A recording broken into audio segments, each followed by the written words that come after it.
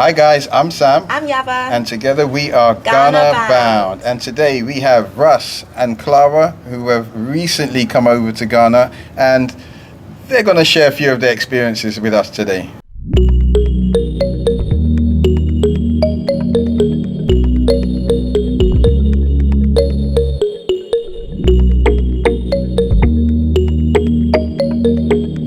So how was it for you both growing up in America being Ghanaians? Well, when I arrived in America, I really did not know I was black. That was something that I never thought of. I didn't know I was black until I arrived in New York, and I think within a month, I found out I was black. Wow. Because of the questions that people were asking me, you know, like, do you play with the Tigers and this? You go to school, you have to fill out the application. Are you black or white or Spanish? And you know, going to the military, the same thing. It's like you have no choice but to know you are black. And these were white people asking these questions, no, right? It was actually coming from black Americans. Like, I've encountered racism, but it was never direct from a white person. It's kind of like how they were acting. You know, it's never been directly like racism, but all the stupid questions were actually coming from my own people. Black Americans try to, you know, they thought they were better or whatever. I don't know. Maybe, you know. And most of this happened when, like, in high school. So I guess they were not lining up. It's like, no, it's nothing wrong. Like, that's that was a curious question, right? That's a friend. Yeah, they just don't know. That's what I mean. They just don't know. Like, some people just don't know. The stuff that they show them is like, they make Africans look like we are some animals, or like we don't act like normal people. And it's so embedded that sometimes they don't even realize when they're asking you these questions. Right. That's what I noticed. So I don't get mad.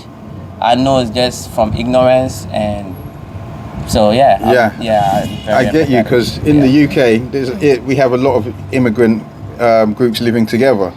So at our time it wasn't cool being African. Not at all. As young. You grew up in the States from a very young age. What was your experience like? So growing up as a Ghanaian in the Bronx, it didn't feel like I didn't have the same experience as him at that young age, because in elementary school, middle school, high schools, most likely you were either black, Spanish, or African. I think the most maybe weird question I got was do you like being African? I think that was the most as a child. Okay. The ignorance didn't start coming until as an adult now. I'm I'm moving to Ghana. I'm going to start a new life in Ghana. That's when the questions started coming do you have to worry about any wild animals, or do they have structure, and just a lot of ignorance. And I feel like the media plays a huge role in the division between black people and Africans. In the media, you'll see black people killing each other.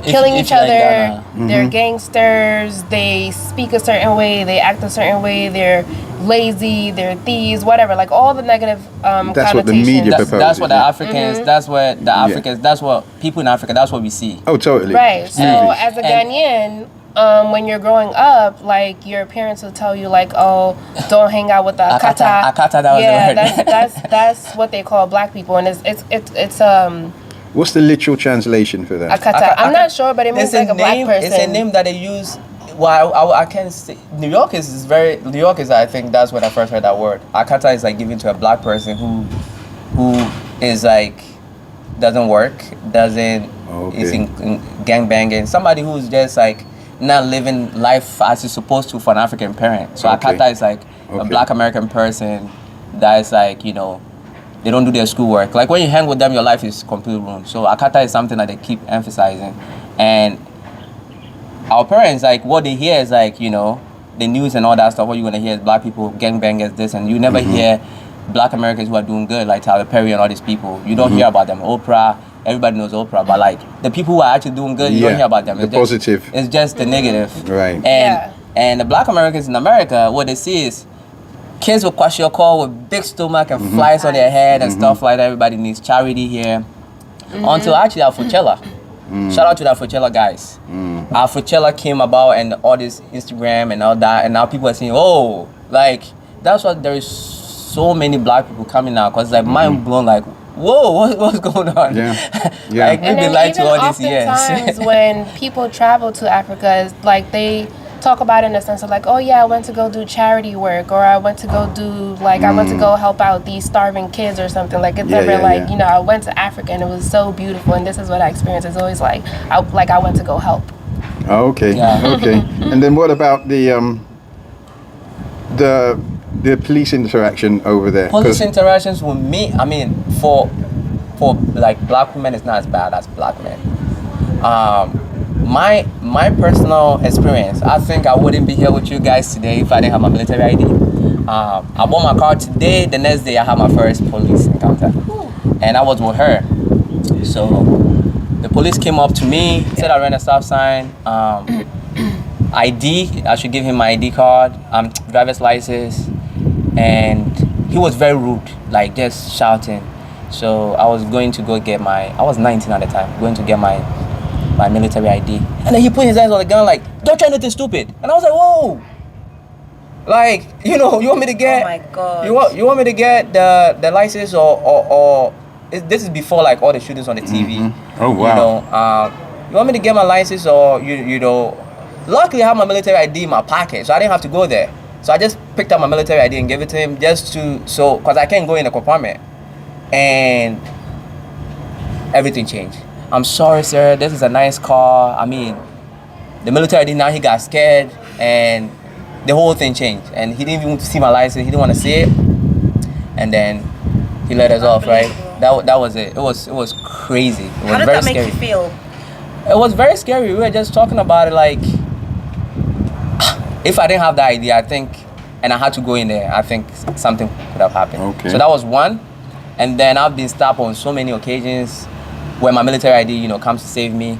But then I had one encounter. So in New York, they have these people who give parking tickets. It's not the police. Okay. People who go around and give parking tickets. That I'm looking for parking. I'm in a car. You get a ticket for, you know, not parking in the right space or whatnot. I'm in a car. I'm waiting for somebody to move. He backs up, blocked me, got out, and give me a parking ticket. You got. Oh my God. So I had that, and the night that I almost died was I went to see Ghana versus Canada in Washington, D.C. Right. And New York, to find parking is not easy. It's crazy. So especially at night, I got back around 1, and you got to pay to park, but the paying was also like full. So I had nowhere to park. Literally, I had nowhere to park. So I'm just riding around. When I got back, I'm just riding around trying to find parking. And I saw this guy who was going, so New York's like one way, so you can't turn around and go this way. You have to back up. So I saw a guy going that way around, I think, 2 a.m. So I'm like, let me get out the car and see if he's actually moving the car. He's going to the train. So I got out rather than backing up for no reason. I got out. And when I turn around, like 4 big dudes just slammed me against my car. They were not even wearing any uniforms. Oh my And then I have my military ID in my pocket. So now that I know I've been dealing with American police for a while, so I'm like, if I get my military ID, then everything is cool. And I was trying to get in my pocket. They almost shot me. And that's when and they searched my car. They need a warrant to search your car. They searched my car, everything. Without a warrant? They did everything so fast. Yeah, they did everything so fast. And then they were like, oh, there's a lot of criminals around here, whatever, and they left. So that was the craziest. Just violated all of your rights. Yeah, that was and left. that was the craziest. That was the craziest. I mean, I'm not even gonna talk about the fact that when I was 18, I got stopped. They search your bag, all the other stuff that goes on. Yeah, Just search your bag. One time I was coming from a party with a friend of mine, Ibn. They stopped us and searched us. It's harassment all the time. It's like I've had so many. If it wasn't for military ID though, I don't think I would be here with you guys today. How's your experience with the police living in Ghana now? Oh, Ghana is like, they are funny. Of course, you have to give them some money from time to time, but nothing like that. I mean, I've had the police, you know, I looked very young, touch my beard and think I was driving my father's car, you know, and all that stuff. So it's just funny stories, right? It was this time I met a police officer, said I run a stop sign. I mean, the red light. I was wearing shades, so I don't remember, but I said, okay, fine. What can we do about this? Because it's Ghana that we live in, right? And he said, no, let's go to the police station. I'm going to give you a ticket and I'm going to take you to the court. And I said, oh, no problem. He was very friendly. Like, it's nothing like America. It's just friendly. We know, okay. He got in the car. We went there. At this point, I'm just sitting down. I don't care anymore. And then he was like, so I'm going to write you this ticket and you're going to go to court. And I said, okay, I mean, it's fine, no problem, I'll go to court. Just write me the ticket. Then he looked at me, and then he went back on the paper and said, why are you acting like that? And I said, what do you mean, why am I acting like that? Well, you stopped me. I said, let's talk. You said, let's go to the office. And here we are. Write me the ticket so I can go. I'm trying to, where I live at around 4 o'clock. 4 o'clock going, the traffic is crazy. So just write me the ticket. I'll go to court. He said, you got to go to court the next day. But I'm trying to help you, a young man. I don't want to put you through all this stuff. I said, bro, I was trying to let you, talk to me. So he said, okay, I didn't want to talk in the car because security reasons. So let's go. And then we're all solved. So my encounter with Ghanaian police has been like, it's funny stories. It's nothing threatening. It's just funny stories.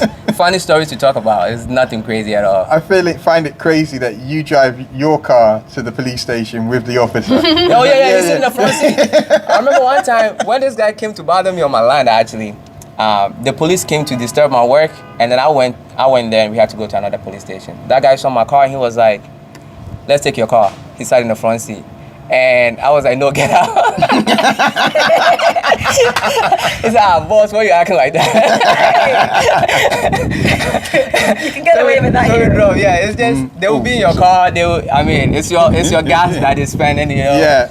It's just funny stories here. Compared to the States, it's funny stories here. Oh, okay. They don't even carry guns around. The police don't even carry guns around. Yeah. Oh, again, thank you so much for your time. It's been really great speaking to you. And guys, if you want their details, it's going to be in the box below. If you haven't done so already, please hit that subscribe button in 3, 2, 1. Welcome to the family, and see you in the next one. Bye.